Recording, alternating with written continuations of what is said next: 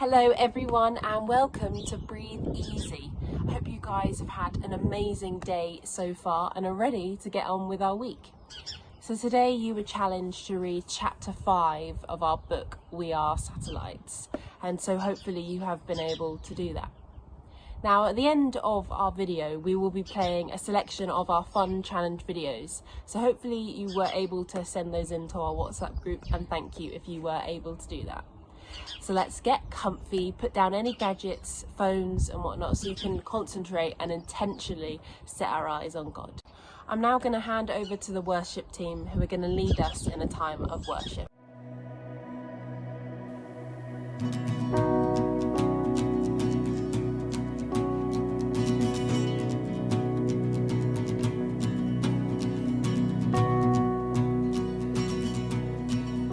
And I was buried beneath my shame, and who could carry that kind of weight? It was my tomb till I met you, and I was breathing but not alive, 'cause all my failures I tried to hide. It was my tomb until I met you. You called my name and I ran out of that grave, out of the darkness into your glorious day. You called my name and I ran out of that grave, out of the darkness into your glorious day.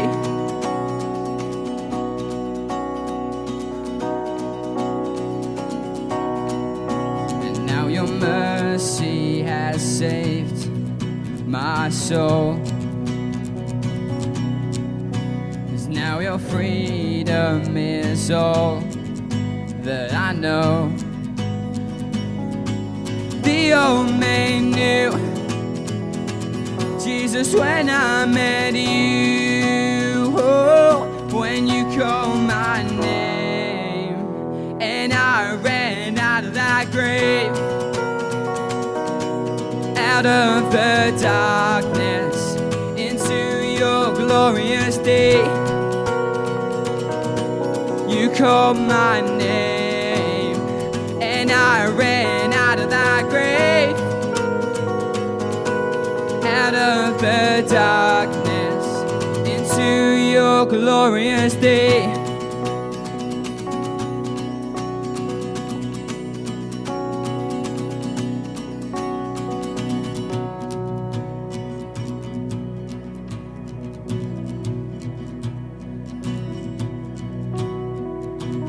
I needed rescue, my sin was heavy, but chains break out the weight of your glory. I needed shelter, I was an orphan, now you call me a citizen of heaven. When I was broken, you were my healing, now your love is the air that I'm breathing. I have a future, my eyes are open, when you call my name, I ran out of that grave, out of the darkness into your glorious day. You called my name and I ran out of that grave, out of the darkness into your glorious day.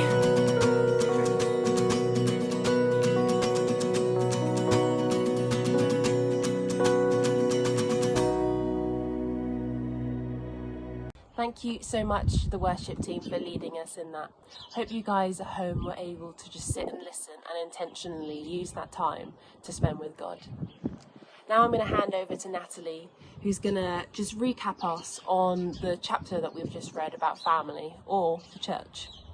Well, good evening. I hope you've had a really good day, and I hope you've managed to spend a little bit of time, whether it's kind of 15-20 minutes, engaging with chapter 5 of our book for the week, We Are Satellites. Today we were looking at or reading the chapter on family, which is the church, not just our church, but actually the church being the nationwide, the worldwide church. Which was a really good chapter and I really enjoyed it, so I hope you did too. One of the things that Martin starts by doing was by asking you how you feel when you normally or have done walked into a church. I know a lot of us haven't been in a physical building for a long time or even many times over the last year, but I wonder what it feels like for you to walk into church. I don't know if you've ever thought about it. But maybe whether you're thinking of Gold Hill or whether you're thinking of another church, maybe something else pops up into your head. Maybe you want to grab your notebook now and just spend the next little bit of time, minute or two, thinking about how you feel when you walk into a church.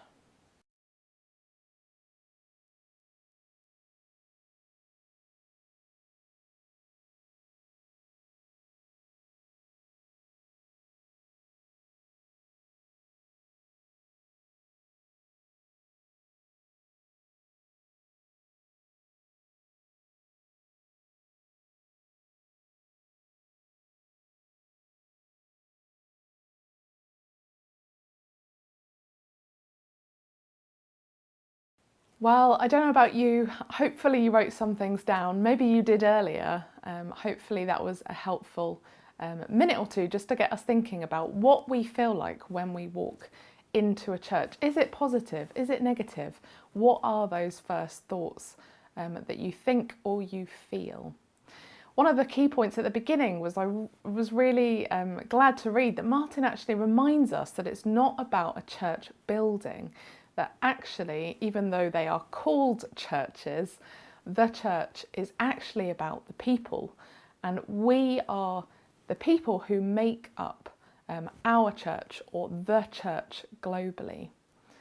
I know some people in Chalfont, we're really excited and getting ready for the hub, which will be our new church building or new community building where our church will meet in the middle of Chalfont St Peter, and that's really exciting. We're going to have a new facility to meet in. But actually, when we think about the church, we are the church and we could meet anywhere. We are the people who meet together, which is really exciting to be reminded and important that actually it doesn't matter where we meet, that we are believers in Jesus, and that means that 2 or 3 people could be met in a house and that could still be called church, or that could look like an expression of church. And for some people it does. In different countries all over the world it does. I got excited about when I read the book, or this chapter specifically for today, was actually thinking about, Martin reminds us what that early church looks like in Acts, and then actually what the church has kind of become today. And that is kind of the challenge and what we're going to focus on or reflect on. That's what I'm going to reflect on to you this evening. One thing that I know we all need to remember is that actually we aren't perfect. And it says in the book that, you know, we are all sinners and people in church mess up too. And actually Jesus calls us into a better way of living, a way of living that actually we don't turn our back to sin or to injustice or to inequality, and that actually Jesus calls us to a life where we can stand up for the people who are marginalised, or the poor, or the people who don't maybe have a voice in society. We are called as the church, the people who follow Jesus, to speak up for those people, to speak out for all the wrong that is happening in the world, yes, widely, but sometimes what we see in our lives, we have a choice and we can stand up for those people around us. Well, then Martin points us to the early church. And I don't know whether you've read a little bit about this. Some of you might have done. In Acts 2 is the day of Pentecost, which normally people have heard of. But actually in Acts 1, Jesus says to his disciples, I will send you the power of the Holy Spirit to carry on this work before he gets taken, he ascends into heaven. And actually in Acts 2, the next chapter, we see that come about. We see the power of the Holy Spirit fall in an upper room on all the disciples, and we see them, the tongue of fire above their head, which is the Holy Spirit kind of descending upon each of them. And things change in the early church really quickly because of the power of the Holy Spirit. They see miracles upon miracles. They see healings. They begin to share things as a community. They eat together a lot. They rejoice and pray together every day. And they just see so much joy. They are joy-filled people. Miracles happen all the time. There's so much growth. The church is an attractive place to be because it's caring for each other and that they share everything they have. So no one is left behind. There is no one in need because they are willing to share. And actually, sometimes when we look at today's culture, we live in a very individualistic culture. We live for ourselves, whether it's our family unit or ourselves. We survive on, do we have enough food? Do I have enough money to get through the month? Do I have enough money or food to get through the day? Rather than we think less about our neighbours or those around us or just generally those in Chalfont and St Peter. There's a much greater divide of wealth, even in this village and the whole country, rather than everyone living like that original plan that was set out in the early days of the church, where everyone shared everything they had.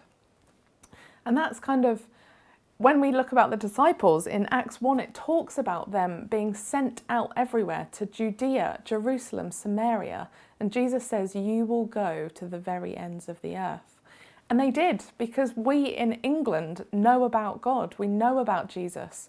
We have access to the Bible. We are a very fortunate country where we have access to so many copies. That's not always the same around the world in every country. We have access to it in English. Someone has come to England a long time ago and told us about Jesus. We are so fortunate.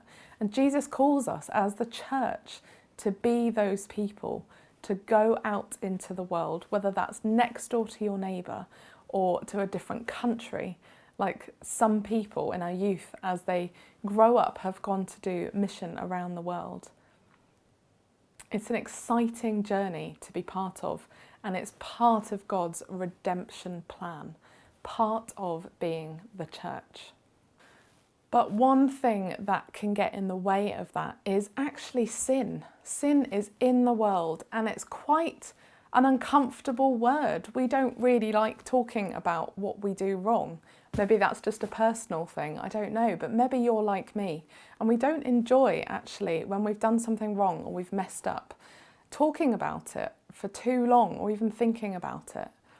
When I was younger, I remember vividly as a teenager, we used to have a chocolate cupboard at home and my mum would always say as I got in from school, don't eat anything before your dinner. And some nights I definitely would. I would walk over or sneak over to the chocolate cupboard, grab out a chocolate bar and eat it. Still thankfully managed to eat my dinner. But I knew I shouldn't have been doing that. And that is just one example of something I used to do. And I knew I shouldn't have done. I was not obeying what my mum had said. And actually that is a form of sin. But actually sometimes it's wider than just us personally. Sometimes it's not just our sin, whether they be little or big. Sometimes it's actually sin of the whole nation or country or culture. Do we stand up for, in the UK or even our part of the country, people who are poor, people who are marginalised? Do we stand up for racist comments or sexist comments when we hear them? Do we speak out against these things?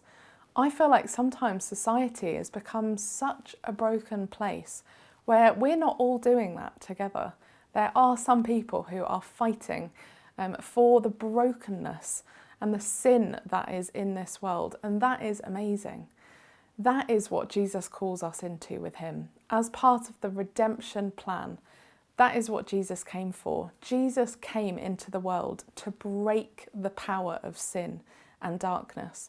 He died for you, he died for me, and he died for the 7.7 billion people on this world that we talked about yesterday. That is such an exciting thing, and it's hopeful that actually God's plan is restorative.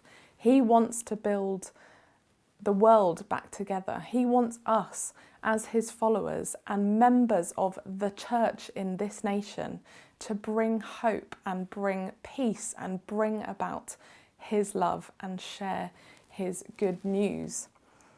When we look in John 13, verse 34, Jesus says, "A new command I give you, love one another. As I have loved you, so you must love one another.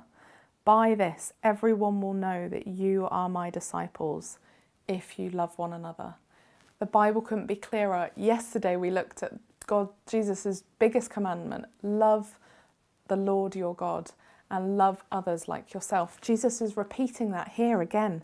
Love one another as I have loved you. Jesus has shown us the way to love people. Love one another. This is what people will know from you, that you are my disciples, because you act differently. You don't act in the way that the world acts, in the brokenness, in all the sin and corruption. We are called to live differently, and that is so hard sometimes, but it's something, if we believe in Jesus, if we want to be on this part of this redemption plan with him, that we need to be part of and we need to do. I've got a little video from Stephen, so I'm going to hand over to him for a minute and we're going to listen to what he's got to say to us. Hi, my name's Stephen, as you probably all know. Thank you so much for engaging in this week and reading and taking time to invest in your relationship with Jesus, but also invest in each other's walks with him and invest in our church family as well. Can I ask you to do something for us? Not just me, not just for you, but actually us as a church family. Could you take some time praying, listening to Jesus and asking God, what shape would you like Gold Hill Baptist Church to be? What would you like us to focus in on over the coming months and years? We're doing that as an eldership. We've been doing it for a while. We keep on asking God, what shape or what kind of church do you want us to be, God? Not just our thinking, but what's your thinking, God? And we want you to be involved in that. So if you have any ideas as you listen to Jesus, could you either record them or write them and send them through via Natalie, and I'll share them at our elders meetings. It would be great to hear from you. Thank you so much in advance. God bless. Thank you so much to Natalie for leading us in that talk then. And also thank you to Stephen for setting that challenge for us. I hope you all at home are ready to get stuck in with these challenges that are being set, as well as the fun challenges, of course. Now it is the time that you guys have all been waiting for. The talented Jack has put together a video of all of our fun challenges from today. Now keep an eye out for Friday, because Jack is going to put together a video of all our bloopers, which will be lots of fun. So make sure that you send those in. After our quick video, we are all going to be meeting together on Zoom. So see you then. I've been called out by everybody for the ALS Ice Bucket Challenge.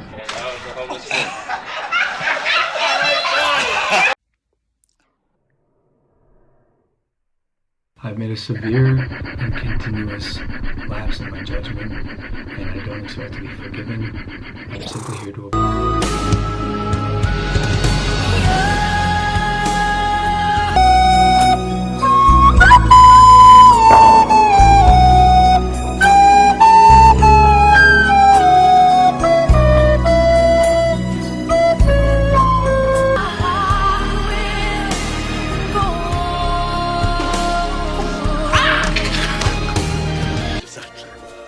Welcome to Jurassic Park.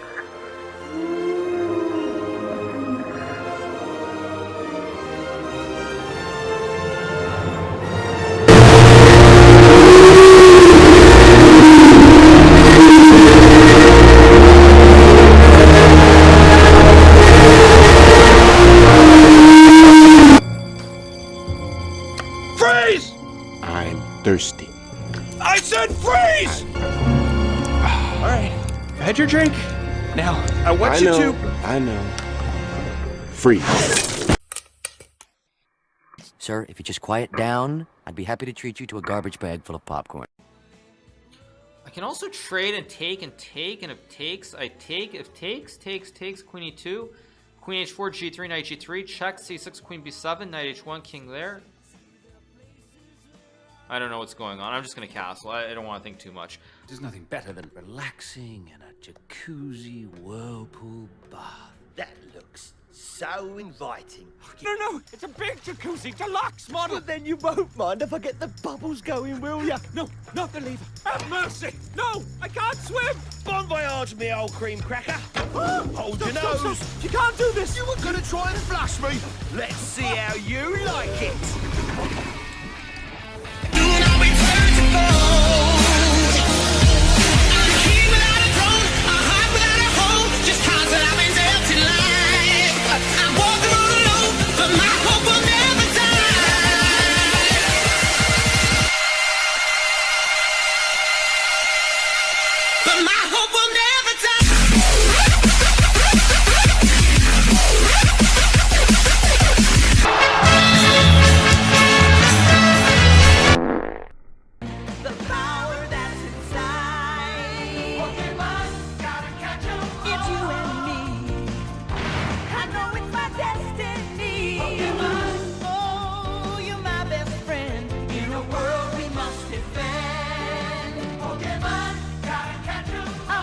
Freeman, who are you? Yeah, you were like the carrot top of interviewers. Cry now. No, don't cry now. Cry after the interview's over. Because otherwise I'll look like I'm responsible for it.